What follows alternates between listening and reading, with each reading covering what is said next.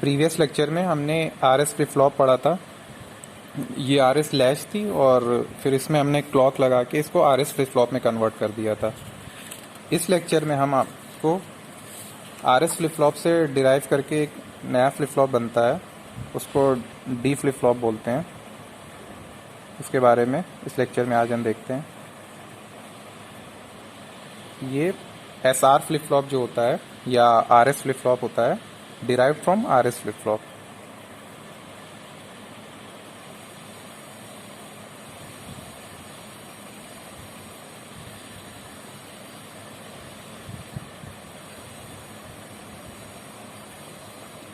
ये R S flip flop से derive किया जाता है, ठीक है। तो एस आर फ्लिप फ्लॉप में हमने क्या देखा था, एक बार हम उसका इक्वेशन भी डिराइव कर लेते हैं। एस आर और आपको जो ये इस तरीके से आप इक्वेशन डिराइव कर सकते हो। अगर एस दिया है, आर दिया है और क्यू दिया है, ठीक है। ये चीज़ आपकी तीन चीज़ रहती है। ये एस और आर आपका जो इनपुट हो गया और ये जो है आपका जो प्रेजेंट स्टेट है। नेक्स्ट स्टेट होती है क्यू टी प्लस वन, ठीक है। तो आपका जो नेक्स्ट आउटपुट होता है वो फ्लिप फ्लॉप के इनपुट्स पे, और जो आपका जो प्रीवियस आउटपुट आ रहा है फ्लिप फ्लॉप का वो क्या है उस पर डिपेंड करता है, ठीक है। जैसे कि ये आपका फ्लिप फ्लॉप है, एस है, आर है,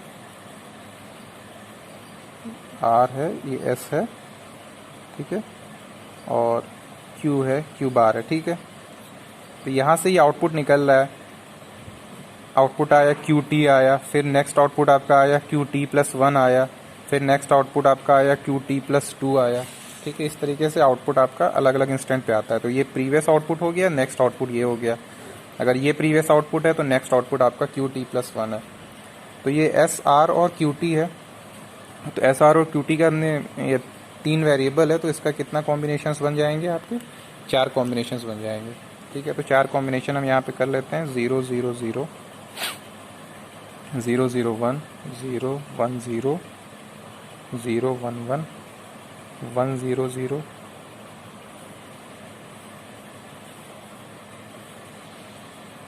1 0 1 1 1 0 1 1 1, ठीक है। तो जब भी 0 0 रहता था तो नो चेंज कंडीशन थी। जो प्रीवियस आउटपुट रहता था वही आपका नेक्स्ट आउटपुट भी आ जाता था। तो ये नो चेंज कंडीशन है तो 0 ही रहेगा। 0 0 नो चेंज कंडीशन, तो पहले अगर 1 था आउटपुट तो नेक्स्ट स्टेट में भी 1 ही रहेगा। नेक्स्ट स्टेट का मतलब आफ्टर द क्लॉक, जो आपकी क्लॉक अकर हुई उसके बाद। 0 और 1 जब भी यहाँ पे ये 1 है, रीसेट है, तो आपका फ्लिप फ्लॉप रीसेट हो जाएगा, तो आपका आउटपुट हमेशा 0 आ जाएगा, ठीक है। आउटपुट हमेशा 0 मिल गया। जब आपका s इज इक्वल टू 0 है, r is equal to s is equal to 1 है, r is equal to set हो जाता है आपका फ्लिप फ्लॉप। तो सेट में आपका ये 1 हो जाता है और ये भी 1 हो जाएगा आपका, और फ्लिप फ्लॉप सेट हो गया, मतलब q इज इक्वल टू 1।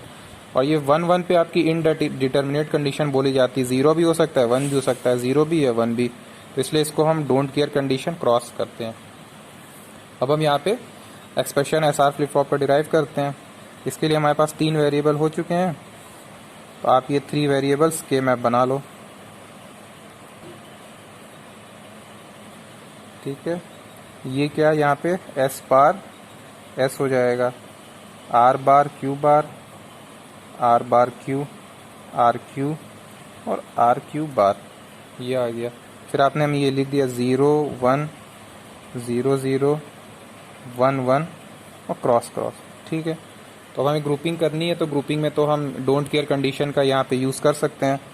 फिर हमने एक ग्रुप ये बना दिया, इससे हमें मिला s, और एक ग्रुप ये बना दिया, इससे मिला हमें r बार q, ठीक है।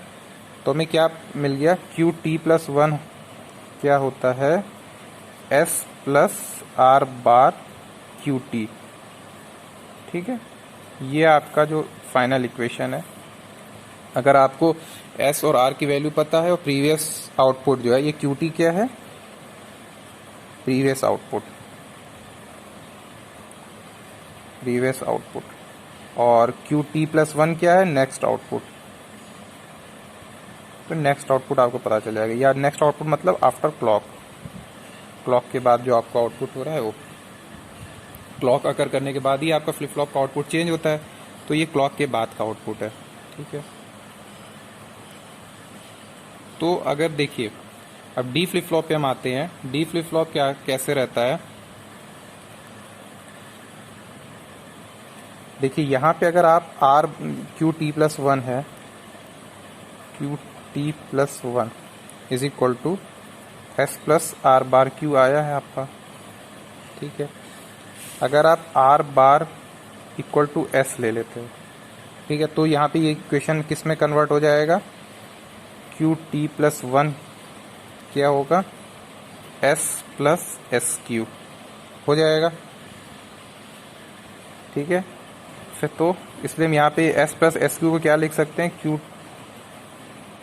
टी प्लस वन जो है, एस को हम कॉमन ले लेंगे, वन प्लस क्यू आ जाएगा तो वो क्यू, तो ये हो जाता है। तो फिर डी फ्लिप फ्लॉप में क्या होता है, ऐसी इसी तरीके से बनता है। मान लीजिए ये आपका एस आर या आर एस फ्लिप फ्लॉप है। ठीक है,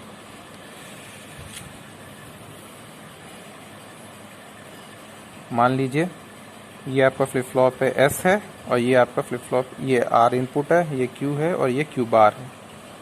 ठीक है, तो इसमें क्या कर दिया जाता है, S is equal to R bar. ठीक है, यहाँ पे एक डी फ्लिप फ्लॉप आप देखोगे तो यहाँ पे एक डी इनपुट आता है, ये डी इनपुट आपका यहाँ डायरेक्ट एस पे चला जाता है, और यहाँ पे एक नॉट गेट लगा दिया जाता है, ये ओके, और ये आपका क्यू और क्यू बार है। ठीक है, तो जो आपका ये जो फ्लिप फ्लॉप है, ये वाला जो फ्लिप फ्लॉप है आपका, ये आपका डी फ्लिप फ्लॉप कहलाता है।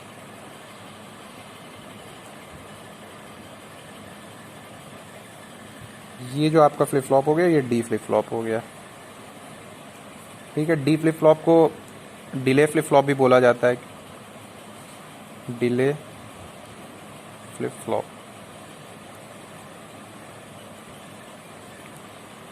क्योंकि इसका जो आउटपुट है Q T plus one is equal to, यहाँ पे एस था और एस क्या है, डी के बराबर, equal to D, Q N S plus one is equal to D. ठीक है, तो ये अगर ये आपका डी फ्लिप फ्लॉप है तो उसका ये एक इनपुट रहेगा यहाँ पे डी, और यहाँ पे ये क्यू और क्यू बार रहेगा। ठीक है, और फिर यहाँ पे ये क्लॉक रहेगी, ये क्लॉक है ही आपकी। तो इसका बस आउटपुट जो इनपुट है वो सेम जो आउटपुट होगा वो डी के बराबर हो जाएगा। ठीक है, Q इज इक्वल टू, यहाँ पे D आपका आ जाएगा, Q नेक्स्ट स्टेट, मतलब क्लॉक जब अकर होगी तो उसके पहले जो भी D पे रहेगा ये आपका यहाँ पे Q बन जाएगा। ठीक है, एक एग्जांपल समझ लेते हैं। मान लीजिए आपका D इस तरीके से वैरी कर रहा है, D अभी यहाँ पे ऐसे था, फिर ये ऐसे हो गया, नहीं Q, हाँ D इस तरीके से है आपका। ठीक है, ये आपका D है। ठीक है, और आपको अभी क्लॉक दे दी गई, क्लॉक किस तरीके का सिग्नल है आपका, क्लॉक आपका इस तरीके का है।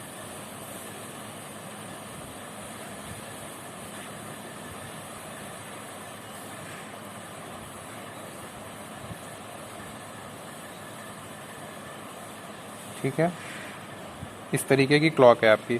तो आपको पूछा गया है कि आउटपुट क्या क्या आएगा, क्यू टी प्लस वन क्या होगा। तो आप यहाँ से यहाँ से आप स्टार्ट कर सकते हो। और बोल दिया गया है कि ये पॉजिटिव एज ट्रिगर्ड है। मान लीजिए पॉजिटिव लेवल ट्रिगर्ड है, अगर ये पॉजिटिव लेवल ट्रिगर्ड है, अगर ये आपका फ्लिप फ्लॉप अगर पॉजिटिव लेवल ट्रिगर्ड है। वैसे ये जो आपका सिंबल है ना, ये आपको पॉजिटिव एज ट्रिगर्ड बताता है, पॉजिटिव एज ट्रिगर्ड।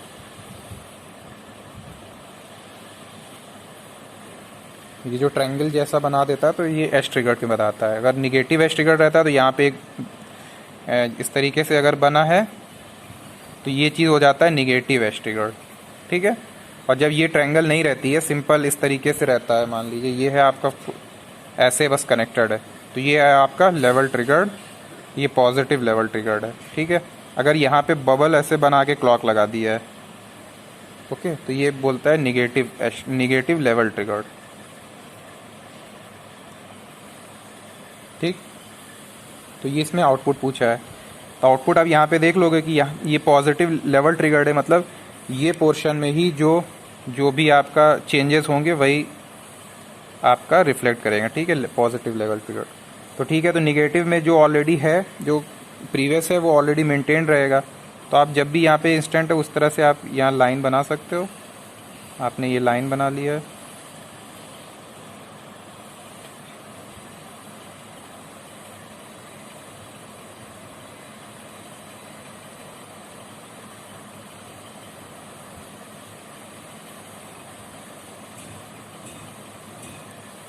ठीक है। तो आपका ये प्रीवियस जो आपका डी है वो मेंटेन रहेगा। अब आपका देखिए ये लेवल ट्रिगर्ड है, लेकिन इस पे भी आपका ये डी ऑलरेडी ज़ीरो है ना, Qn+1 = D है, तो आपका भी यहाँ पे डी फिर से ज़ीरो ही मेंटेन रहेगा, ठीक है। वो चलता रहेगा जब तक आपका फिर से ये वाली लेवल ट्रिगर्ड, ये आपका ट्रिगरिंग मिल गई। तो अब इस पे आपने देखा कि डी की वैल्यू क्या है, 1 हो गई है, तो Qn+1 डी के बराबर हो जाता है, मतलब Qn+1 अब यहाँ पे चेंज होके 1 मिलने लगेगा, ठीक है। फिर वो चलता रहा, फिर से यहाँ पे देखेगा कि यहाँ पे नेक्स्ट ट्रिगरिंग है इसकी यहाँ पे होगी।